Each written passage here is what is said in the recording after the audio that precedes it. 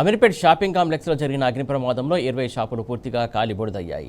ఘటన జరిగి ఓ రోజు గడిచినా ఇంకా కొన్ని దుకాణాల నుంచి దట్టమైన పొగలు వస్తూనే ఉన్నాయి. కోట్ల రూపాయల ఆస్తి నష్టం జరిగిన ఈ ఘటన కారణం షార్ట్ సర్క్యూటా లేక నిర్లక్ష్యమా అన్న కోణంలో పోలీసులు క్లూస్ టీం దర్యాప్తు చేస్తున్నారు.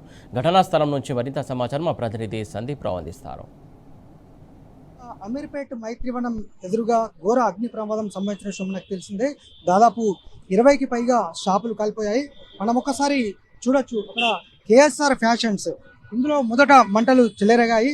ఆ మంటల తర్వాత అక్కడ నుంచి చుట్టుపక్కల ఉన్నటువంటి మొత్తం అన్ని కాంప్లెక్స్లకు వ్యాపించాయి. అయితే అదృష్టవశాత్తు అప్పుడు గమనించినటువంటి స్థానికులు, అంటే అందులో ఉన్నటువంటి సిబ్బంది హుటాహుటిన అక్కడి నుంచి బయటకు పరిగెత్తుకుంటూ రావడం జరిగింది.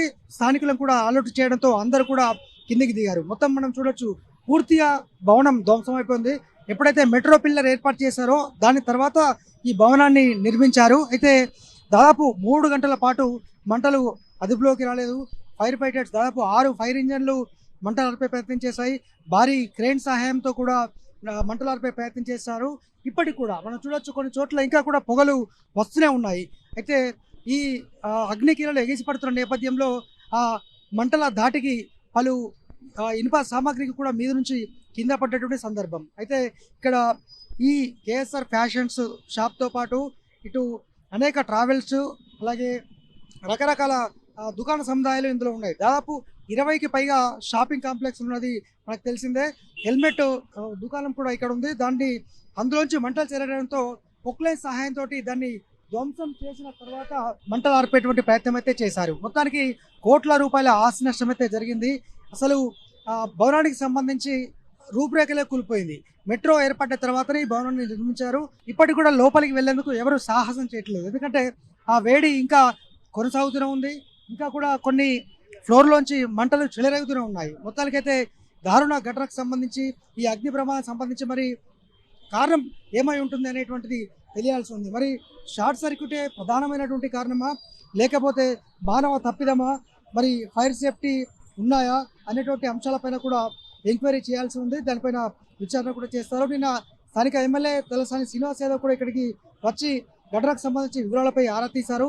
ఇంకా మంటల ధాటి కొనసాగుతున్న నేపథ్యంలో, ఆ వేడి ఉన్న నేపథ్యంలో లోపలికి వెళ్లేందుకు ఇంకా ఎవరు కూడా సాహసం చేయట్లేదు. మొత్తంగా రేపు లేదా ఎల్లుండి పూర్తి స్థాయిలో క్లారిటీ వచ్చేటువంటి అవకాశం ఉంది. కోట్ల రూపాయల నష్టం జరిగింది. ఫైర్ సేఫ్టీ లేదు. ఒకవేళ ఫైర్ సేఫ్టీ కానీ ఉండుంటే ఇంత నష్టం జరగపోయేది. అదృష్టవశాత్తు ప్రాణ నష్టం జరగపోయినప్పటికీ ఆస్తి నష్టం మాత్రం తీవ్రంగా జరిగింది. దీనంతా కూడా స్థానికంగా ఇటు వెళ్ళేటువంటి వాళ్ళంతా కూడా భయాందోళనలకు గురయ్యారు. కారణం, భారీగా ఎగిసిపడుతున్న మంటలు ఒకవైపు, చుట్టుపక్కల భవనాలకు వ్యాపిస్తాయన్నటువంటిది ఆందోళన. ఈ నేపథ్యంలో ఫైర్ ఇంజన్లు వచ్చినప్పటికీ మంటల ధాటిని ఆపలేకపోయాయి. అగ్నికీలలు ఎగిసిపడ్డాయి పూర్తిగా. ఇంకా కూడా అయితే మంటలు, అంటే పొగ లోపల నుంచి కొనసాగుతూనే ఉంది.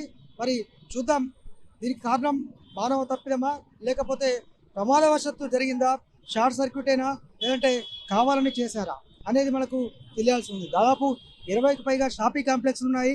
కారణం ఏంటనేది ఇటు పోలీసులు తెలిసేటువంటి పనిలో ఉన్నారు. క్లూస్ టీమ్స్ కూడా ఇప్పటికే వచ్చినట్టు మనకు తెలుస్తోంది. పూర్తి స్థాయిలో విచారణ జరిపిన తర్వాత కారణం ఏంటో చెప్పేటువంటి అవకాశం అయితే మనకు కనిపిస్తోంది. కెమెరా పర్సన్ దశరథ్తో సందీప్ రావు, టీ న్యూస్, హైదరాబాద్.